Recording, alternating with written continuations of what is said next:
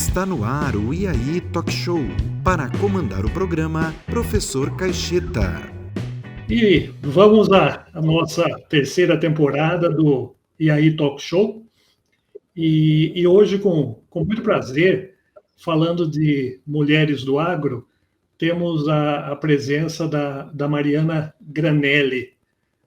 Seja muito bem-vinda, Mariana. Muito prazer de estar aqui. Muito obrigada pelo convite, professor. Legal.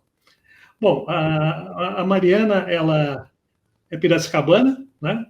Ao que nós levantamos, é de família ligada ao setor sucroenergético, tem 27 anos, né? Parece 18, né, Mariana? E é do signo de Aquário. É advogada formada pela PUC Campinas, em 2017, é especialista em agronegócio pela Fundação Dom Cabral, isso em 2019, e especialista em gestão e administração de empresas na Unicamp em 2020.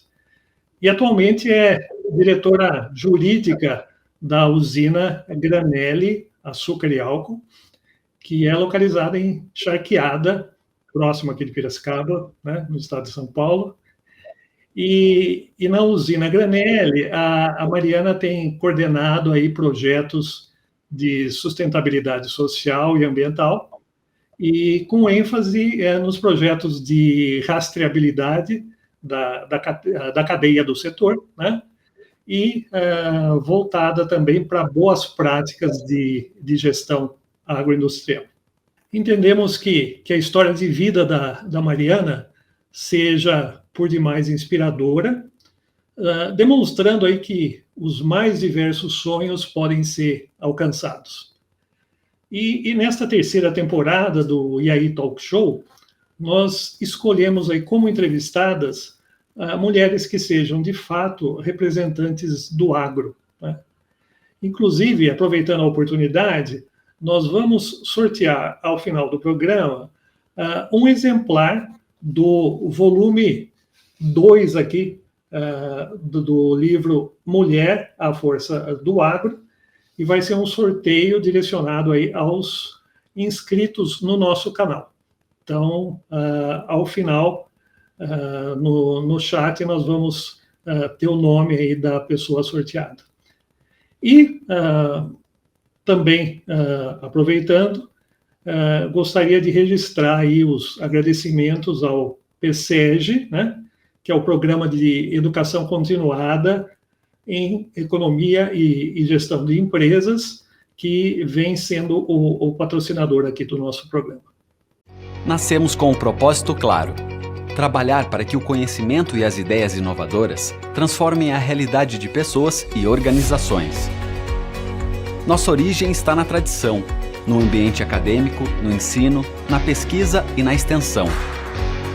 Com esses pilares, tornamos o conhecimento gerado na academia uma oportunidade para melhorar o desenvolvimento socioeconômico. Desde 2003, trabalhamos para oferecer educação superior de qualidade, eventos e experiências híbridas que incentivam a troca de informações, tecnologias que solucionam problemas e aumentam a acessibilidade, projetos originais com foco em resultados. Tudo isso com o apoio de um time qualificado, formado por pessoas e profissionais que acreditam em um único propósito. Afinal, conhecimento de qualidade transforma a nossa sociedade. Este é o PSEG.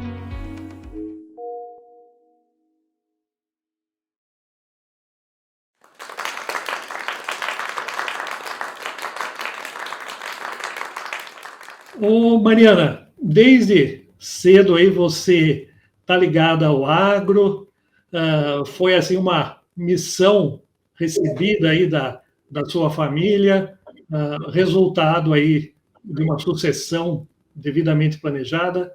Conte para a gente, por favor. Eu formei em advocacia, né?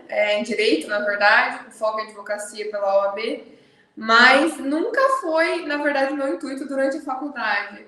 Eu moro em fazenda com os meus pais, né? Aqui, a fazenda, quando a gente começou a usina, Meu pai não tinha onde construir a usina, então era uma destilaria pequena de etanol, de cachaça. Ele começou aqui na frente da casa dele. Então eu cresci, de fato, dentro de indústria e no meio da cana. A gente era na zona rural, aqui de Charqueada. E então eu vivi toda a minha infância no meio de canavial, no meio da agroindústria. A gente brincava na entre safra, que estava na manutenção. Eu tinha um monte de amigo que morava aqui perto da fazenda. A gente brincava, inclusive, na indústria parada, né? E a gente é a quarta geração já de família que trabalha com cana-de-açúcar, é da época do meu bisavô. Então, eu sempre nasci nesse meio. Nasci e vivi nesse meio até os 17 anos. Aí minha mãe sempre teve sonho de ser advogada. E ela meio que botou isso na minha cabeça e eu fui fazer o curso. Fiquei 5 anos fora, trabalhei os 5 anos em... 2 anos eu trabalhei no TRT, em Campinas, na Justiça do Trabalho. Aí fiquei outros 3 anos trabalhando em escritório de advocacia, em cartórios. E quando eu acabei, eu estava no último ano, tinha prestado a OAB, tinha passado. Falei, quer saber? Eu vou voltar. Eu não me encaixei muito na advocacia. Falei, eu vou voltar, para voltar na usina, para entender. Meu pai tinha necessidade. Nós aqui somos em 3 sócios, né? Meu pai e os 2 irmãos dele, só que, de fato, trabalhando aqui na empresa, temos só eu e minha irmã. Aí ele falou, volta para cá, fica com o pai, você tem muita coisa para me ajudar, a gente estava vendo muita coisa de contrato. Aí voltei para cá. E fiquei 2 anos interna, aqui na parte de administração, na parte fiscal, financeira e jurídica. Aí, como oportunidade em 2019, final de 2018, começo de 2019, eu comecei a ir para o campo. A gente estava tentando mapear todos os nossos processos de cana, desde o preparo de solo até a colheita e também a parte industrial para a gente fazer o projeto de rastreabilidade. E foi uma oportunidade gigantesca de conhecer o mundo agro, de fato, né? Eu trabalhava na cadeia, mas não estava tão vinculada ao campo. E foi assim que começou a minha história, de fato, no agronegócio. Eu falo que embora eu trabalhava, né, com uma empresa vinculada ao agronegócio, eu não me sentia parte do agronegócio por estar tão distante do campo. E hoje o campo é meu dia a dia. Eu acabei de voltar, na verdade, antes de a gente gravar isso aqui, eu estava no campo, tive que trocar de roupa, estava toda suja e já vim para cá. Então, eu sou apaixonada por agronegócio, eu não sabia que eu tinha essa paixão até voltar para o agronegócio. E essa, basicamente, é o começo da minha história. Legal. E Mariana, você poderia considerar que esse seu início aí, essa sua volta à usina, você pode ter se deparado com um ambiente aí, quem sabe, hostil para uma pessoa recém-formada, e no caso, mulher? Eu tenho 2 visões, assim. O recém-formado, ele tem uma ânsia de resolver todos os problemas que aparecem. Só que aí a gente vai entendendo que tudo tem uma questão de prioridade e recurso para isso também, né? Então, assim, às vezes eu chego e falo, nossa, a gente precisa resolver isso aqui, e urgente, tem um problema muito grande, só que eu tenho que entender a estrutura inteira, entender os gatilhos daquilo, para onde que vai, para onde que vem, qual é o recurso financeiro que eu vou despender nisso, capital humano nisso. Então, eu falo por mim, eu lembro que eu cheguei uma vez, a gente estava enfrentando uma questão de mudança de software aqui na parte financeira, que a estruturação foi minha, e eu numa sede de mudar, porque me incomodava muito. Meu pai falava, calma, você é recém-formado, você vai ver que a gente tem que tratar com calma, que a pressa é inimiga da perfeição.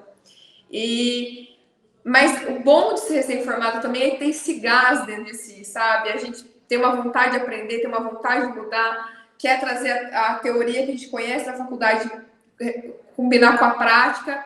E às vezes é muito diferente, né? Eu enfrentei isso também no direito, eu achava que era uma coisa, no fim era outra. A gente estuda numa formalidade, a prática é completamente diversa. Mas ela é hostil para o recém-formado, porque há uma ruptura interna do que é a teoria e o que é a prática, né? Então é muito essa ruptura deixa a gente um pouco confuso, e essa ansiedade também de mudança do que é novo, de estar num novo ambiente. Mas, tirando isso, é uma fase de adaptação curta até, porque você vai entendendo o movimento, então você vai entendendo a atmosfera e você vai ficando mais harmônico com isso, né? Quando a gente trata de usina mesmo, é uma coisa complicadíssima, tudo é para ontem, tudo tem que ter soluções muito rápidas, só que a mudança de cultura para essas soluções rápidas, quando você vai instaurar uma solução nova, ela é a passos lentos. Eu estou no meio de uma mudança hoje também de estruturação de colheita aqui, e a gente começou num gás, entendeu que não ia ser muito assim, então treinando o pessoal, estamos tentando entender a atmosfera e como a atmosfera se porta com os hábitos que já tem. Então, eu acho que a hostilidade do ambiente para o recém-formado é essa distância entre a teoria e a prática, mas com o tempo, em questão de 6 meses, a gente já entende tudo que está acontecendo e vai aprendendo e vai vendo que vai conjugando a teoria e a prática juntos e fica fácil de trabalhar. Legal. E Mariana, a gente percebe aí que você tem um leque bastante diversificado aí de funções, atribuições aí dentro da usina, e eu imagino que nesse seu mapeamento que você mencionou, deva ter ficado bastante claro chamemos aí de hiato na comunicação entre, né, o pessoal da agrícola e o pessoal da indústria. Eu queria ouvir um pouco sobre a sua contribuição para, quem sabe, dar uma maior integração entre essas partes aí. Vou falar que não é fácil. Eu entrei aqui em 2018 e a gente começou a ter uma comunicação harmoniosa entre usina, não que já não fosse, não que a gente tivesse problemas, mas entre usina e agrícola esse ano, por instaurar uma rotina de reunião. Então, foi feito o seguinte, como eu falei, a gente está no meio de um processo de reestruturação de colheita aqui, e foi necessário entender que precisava-se de uma reestruturação da própria agrícola em si e da indústria. Questão de pessoal, questão de cargos, quem devia estar em cada função, e a gente começou a botar alguns cargos específicos para fazer essa frente entre indústria e agrícola. O primeiro cargo a gente chama de COA, que é o Centro de Operação Agrícola aqui na usina. É uma pessoa que ela controla os caminhões, para onde os caminhões devem ir, conforme o ritmo de moagem da indústria. Então, assim, a indústria fala, hoje a meta de moagem é X e a gente precisa conseguir bater. Aí ele vai programando toda a logística de caminhões e frente de colheita nosso e vai dando como se fosse, ele bate o bumbo para o pessoal fazer, ele dá ritmo naquilo. Então, essa foi uma peça fundamental para a gente não ter falta de cana e diminuição de moagem e nem fila de caminhão muito grande aqui na usina. Porque a fila é uma coisa perturbadora, principalmente quando você tem fornecedor. Então, esse foi um dos cargos. Outra coisa que a gente instaurou aqui na usina, a gente tem umas reuniões matinais que chamam GROT. Chama Gestão da Rotina, né? A gente abrevia para GROT.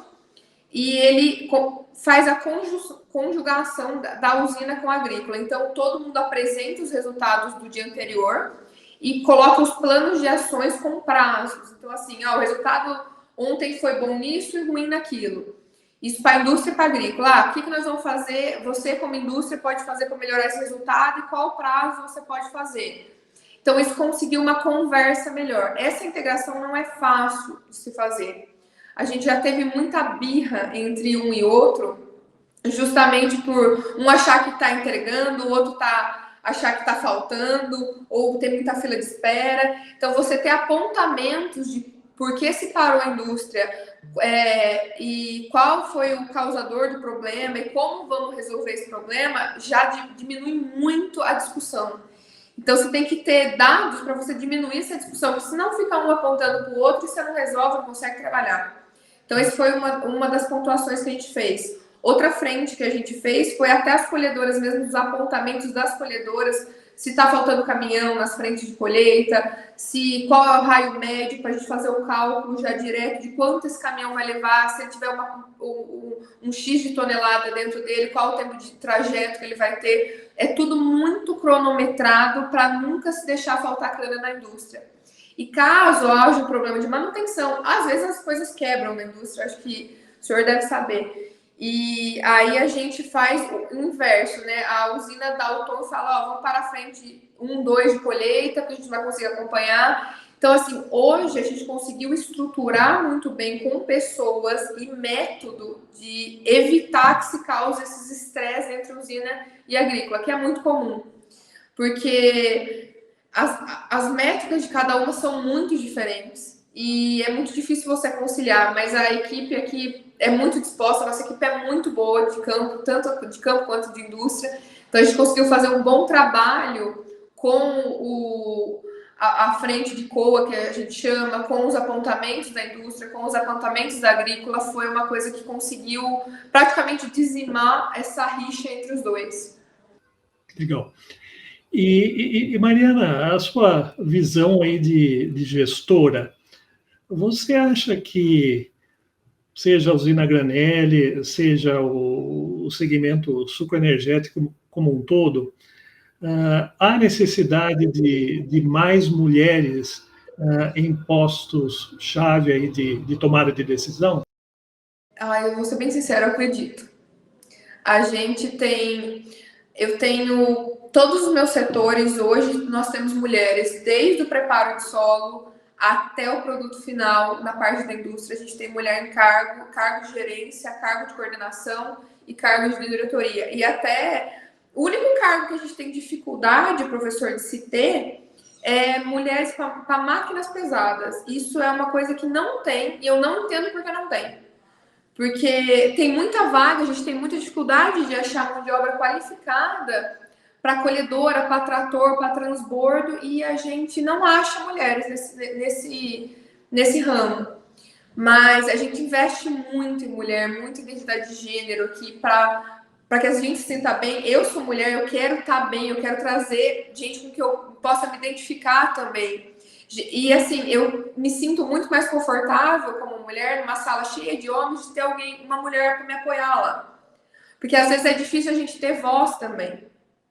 Uma sala com muitos homens, hoje eu não me sinto mais, mas eu sempre me sentia meio acanhada em entrar, ainda mais porque eu tenho 3 problemas, né? Vamos falar assim, não é problemas, mas é dificuldades. Eu sou mulher, dentro da atmosfera de agronegócio, do setor mais tradicional que se tem de agronegócio no país. Eu sou nova, tenho 27 anos, mas eu entrei aqui, eu tinha 22. E também eu não sou agrônoma, que é um outro problema, e nem engenheiro. Então, assim, quando eu tenho mulheres e a gente tem mulheres de todos quanto é ramo aqui. Uma par minha aqui na parte de coordenação de projetos, ela é psicóloga, então a gente consegue alocar as pessoas conforme as qualidades que ela tem de multifacetadas aqui, para a gente ter um ambiente bem diverso também. Então, eu acho que é fundamental, as mulheres têm que estar, essa frente das mulheres e essa percepção que a gente tem, ela é um pouco distinta do homem e ela é fundamental para que também não seja... os homens tendem a ser mais práticos, menos emocionais, e a gente tem um critério emocional, uma questão de olhar a pessoa, olhar o momento que ela está vivendo, porque isso é importante, é fundamental. E eu acredito que seja para isso que as mulheres contribuem muito também, essa percepção sentimental da situação. Legal.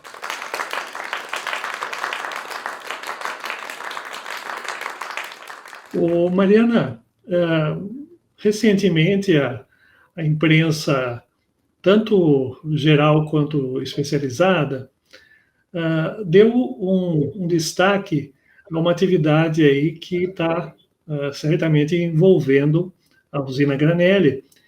E eu entendo que isso seja um dos resultados do seu trabalho visando a modernização de uma empresa, né, originalmente familiar, tradicional, e aí você tem tecnologias inovadoras, você tem uma relação mais humana entre os colaboradores e como você destacou, essa participação cada vez maior das mulheres dentro do segmento sucroenergético acaba se refletindo nas entidades classistas, né? Então, hoje, você tem assentos muito representativos, né, de mulheres em entidades classistas.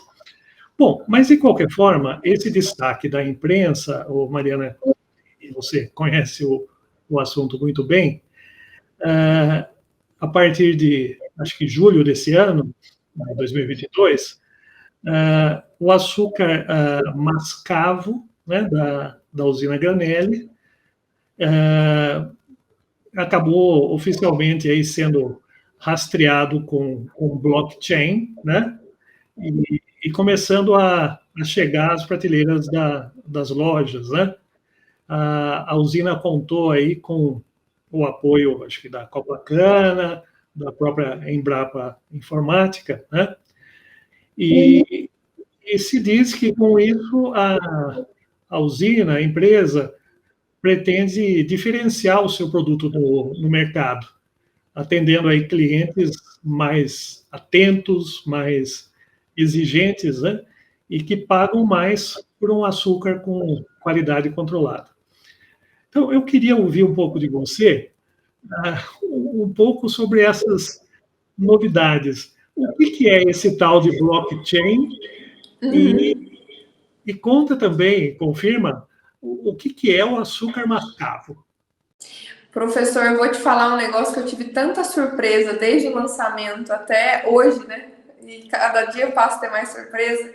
A gente começou numa proposta, vou primeiro voltar só para fazer um link aqui. Uma proposta de atender um cliente atento. E eu passei por uma situação muito engraçada, né? A gente fez o lançamento, foi dia 21 de junho. E saiu, eu lembro que mandaram mais de 40 jornais que tinham saído mascavo, eu fiquei super feliz. E eu lembro que eu cheguei no cabeleireiro, no mesmo dia. Eu sempre vou bem tarde, eu saio da usina e vou pra lá, era umas 7h30 da noite. Aí ele falou pra mim o seguinte: nossa, Mariana, você lançou o primeiro açúcar orgânico do Brasil. Eu falei, meu Deus, mas eu acho que não entenderam nada do que eu lancei. Aí eu fui perguntando e todo mundo teve essa compreensão. Eu falei, gente, nós vamos ter que fazer um trabalho de ensinamento do que a gente fez, que são comuns em cadeias de grãos, em cadeias de carne, algumas verduras agora, questão de frutas. Mas, assim, o consumidor brasileiro ainda não entende a importância da rastreabilidade. Então, nós estamos com uma frente de trabalho para o consumidor propriamente dito do mercado B2C, e agora numa frente de trabalho do mercado B2B, porque eu consigo trabalhar em duas vertentes com a rastreabilidade. Rastreabilidade para o consumidor final, ela é interessante para eu mostrar para ele que as minhas práticas e a questão de zonas de APP e manejo são adequados, e as fazendas também, que isso gera um valor emocional. Um tempo atrás, uma batata saquinho lançou uma propaganda que vinha foto do agricultor que produzia batata. Isso aumentou as vendas. Então, essa afinidade e essa proximidade que a rastreabilidade traz do produtor com o cliente é fundamental. Na parte, quando a gente olha para mercado B2B, é interessante para as companhias que compram de mim ter agilidade no retorno dessa mercadoria, caso ela venha fora de padrão, porque se eu consigo rastrear todos os lotes que estão. Então, eu minimizo os riscos de uma questão de saúde pública, e também eu evito o risco de compliance. Quanto mais garantia eu tenho do que eu faço é certo, conforme toda a legislação brasileira, menor o risco de compliance para aquele que eu vendo. Então, essas são as vantagens nos dois mercados, né? E o blockchain, a explicação que eu posso te dar, que é a mais simples, eu não sou TI, e a gente trabalhou com vários TIs na época, é uma programação em cadeias, né, como se fosse cadeias de blocos, são linkados, então aqui é uma informação que linka-se com outra e vai formando uma cadeia. E a gente não consegue alterar nenhum elo dessa cadeia, porque se ela se alterar, a corrente se rompe. e invalida toda a minha cadeia de informações. Então, ela garante que todos os dados que eu lance nessa cadeia, eles não possam ser alterados e muito menos apagados. O que traz uma credibilidade para nós, que assim no momento que eu gero e boto lá, se eu tiver qualquer eventual problema ambiental na área que eu gerei esse dado, eu não posso simplesmente falar, isso aqui eu não fiz, isso não aconteceu. Isso aconteceu e está guardado, porque eu invalido todo o restante da cadeia se eu tentar modificar. Então, isso traz muita transparência e credibilidade, tanto para o nosso cliente final, quanto para o meu cliente revendedor ou varejista, qualquer formato. Então, essa é a função do blockchain. Por isso que a gente fez justamente o blockchain, para garantir esses dados estarem lá. E a gente trabalha com três açúcares aqui. Nós trabalhamos com o VHP. O VHP é um padrão de exportação que ele é usado como matéria-prima. E a gente trabalha com o açúcar demerara, que acho que é conhecido por todo mundo da linha Fit, e com o mascavo. O mascavo ele tem uma diferenciação no produto em questão nutricional. E também a gente fez um processo completamente diferente aqui na usina para produzi-lo, sem ter o gosto do queimado, a questão... Porque o mascavo, ele é um açúcar mais difícil de a gente trabalhar. Ele é um açúcar mais úmido e então ele tem uma microbiologia que pode sair do controle na questão de umidade. E essa é uma coisa que a gente não quer. E também ele não é um cristal, então eu tenho que acertar o ponto dele exatamente, ele quase virar cristal, mas não virar, isso é uma massa. Então, essa dificuldade a gente desenvolveu ao longo de 5 anos todo o equipamento aqui para poder fazer e também não dar o cheiro o cheiro e o gosto de amargo do queimado. Porque muitas cooperativas e muitos produtores, o mascavo geralmente ele é manual. Então, você tem risco de queima, ele não tem padrão. A gente fez um estudo com o Fiscar também para criar-se um padrão para o açúcar mascavo, porque na legislação brasileira hoje, ele é considerado fora de tipo, então você não tem normativa que possa ter um padrão de qualidade para nenhum requisito dele. Então, a gente criou, juntamente com a Embrapa e com o Fiscar, um padrão do que a gente entende, o mercado brasileiro entende como mascavo. Quando a gente vai para outros mercados, a gente está fazendo exportação dele agora para o mercado asiático já prefere um mascavo mais escuro, com outras características. Então, a gente criou um padrão brasileiro de mascavo, de cheiro, de gosto, de química, de microbiologia, tudo, para desenvolver um produto de fato com qualidade. Ainda tem muita adulteração do produto hoje, eles misturam para render com fubá, com um monte de coisa, a gente consegue pegar isso em análise laboratorial, e a gente queria renovar o que trazer do passado esse açúcar, que é uma coisa tão antiga, tão primitiva do setor, e transformar num produto que esteja em alta, porque hoje o mascavo, a gente não vende ele no supermercado na área de açúcar. O mascavo hoje é vendido na área de produtos saudáveis, na área de produtos naturais, então a gente quer renovar a cara desse produto, trazer para um mercado saudável, e também agregar valor nessa cadeia. É um produto que eu consigo agregar valor, agregar dinheiro para o produtor, agregar dinheiro para a agroindústria, saindo do mercado de commodity que a gente já está no trabalho. Legal.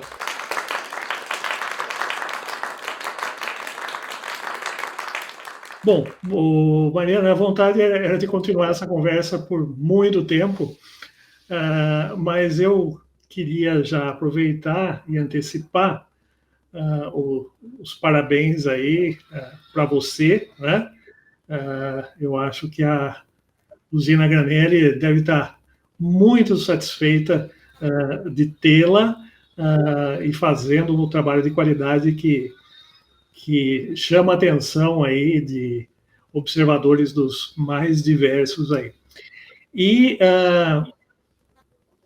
nós definimos aí um simples reconhecimento aí pela sua participação no programa, e foi um livro que foi, acho que enviado e deve ter chegado. Então, que você faça um bom uso do livro também, quem sabe possa ser útil aí para te inspirar em outras decisões. Professor, eu agradeço muito a participação, agradeço muito o livro presente, eu já li a dedicatória, eu sou curiosa, né? povo do direito é uma coisa que a gente gosta de fazer, de ler. Então, a gente lê tudo. Eu já folheei. Eu adoro ler histórias de outras pessoas, porque eu me sinto inspirada, porque a sua vivência pode ser... Você pode ter passado por um momento muito semelhante ao que eu estou passando, ou eu faço uma analogia e consigo, sabe, evoluir também. Eu acho que histórias de vida são muito bem-vindas para a nossa evolução pessoal. Eu agradeço demais a participação. Eu gostaria muito de ficar conversando com o senhor. Eu agradeço demais pelo convite. Eu estou muito feliz e pelo presente também. Tá. E eu tenho certeza que a sua história de vida vai ser uma inspiração para uma série de pessoas, né? Inclusive as que estão nos assistindo aí. E para finalizar, Mariana, você gostaria de deixar algum recado, alguma mensagem para as pessoas que queiram entrar em contato com você, com a usina? Como faz aí para ter esse contato mais direto com você? Na usina, a gente tem nosso e-mail de contato, você pode entrar no site, e sou eu mesmo que respondo, tá? Isso é um segredo que eu nunca contei, mas todos os e-mails de contato vêm para mim, porque como são de muitos diversos assuntos, eu vou mandando para todo mundo. Então, essa é uma fonte. Você pode me seguir tanto no Instagram da usina, quanto no meu. Eu sempre compartilho coisas de agronegócio, as minhas visões sobre o setor. Eu tento tratar mais do setor que eu estou, porque eu tenho dificuldade de falar as coisas que eu não vou saber de outros setores e agricultura no geral, né? E pode entrar em contato comigo. Eu adoro visitas. Eu estava com uma visitação hoje. Essa semana está cheia de visitação, tanto de escola quanto dos gringos que vêm para cá. A faculdade, a Exalc tem uma parceria muito forte com a gente. Então, se vocês tiverem curiosidade, quiserem saber, eu estou muito solícita e muito disposta a mostrar. E também a minha mensagem que eu queria deixar, eu acho que... E a mensagem que eu sempre deixo, todo mundo que vem aqui, eu falo, gente, abasteça com etanol, que o setor agradece, o meio ambiente agradece. E é um produto fantástico, é um produto agrícola maravilhoso. E eu acho que a minha mensagem, para finalizar e defender meu setor, é essa. Legal. Mariana, muito obrigado. Muito obrigada, professor. E para você que quer continuar a acompanhar o IAI Talk Show e receber informações aí sobre as temporadas, sobre os entrevistados, cadastre-se na nossa lista de e-mails através do nosso site. E não deixe também de se inscrever também no nosso canal do YouTube e ativar as notificações. E falando dos inscritos no canal, você pode se inscrever ainda.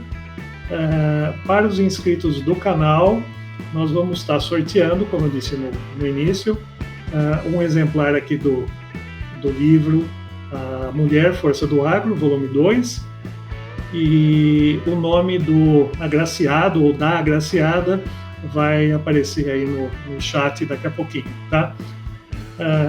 Em nome da produção do programa, eu gostaria muito de agradecer o PSEG, que sempre nos apoiou, nos patrocinou, acreditou aí no sucesso deste programa, particularmente nesta terceira temporada que versa sobre as mulheres do agro.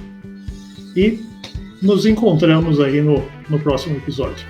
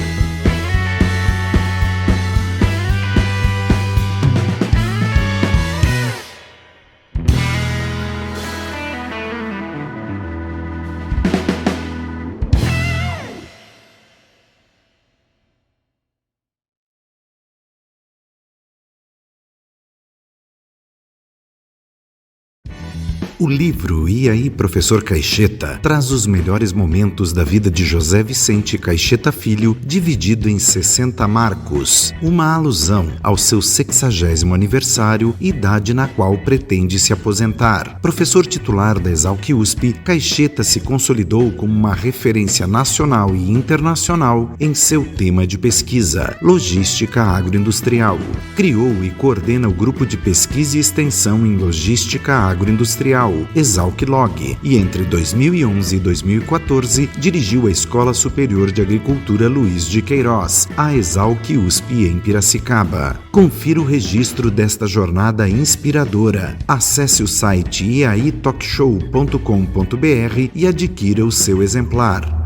Você pode ainda garantir 30 minutos de aconselhamento online com o professor Caixeta ao adquirir 10 exemplares e 2 vagas em treinamentos do Grupo Exalc-Log caso opte por 100 exemplares. Todos os honorários referentes aos direitos autorais serão destinados aos projetos sociais da MUCAP, ONG piracicabana que constrói casas populares.